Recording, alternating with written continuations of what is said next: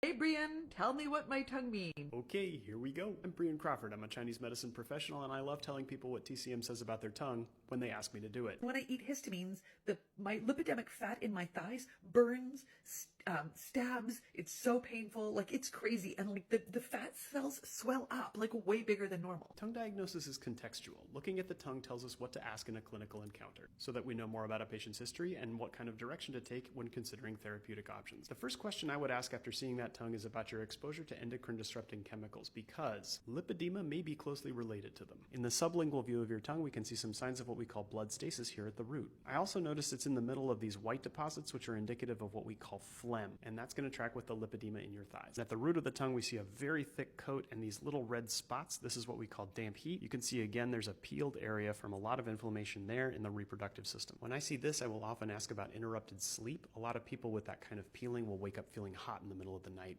kind of restless. Deep dehydration. I'm always thirsty. My stomach hurts for hours after eating. My stomach's always bloated. It won't go down.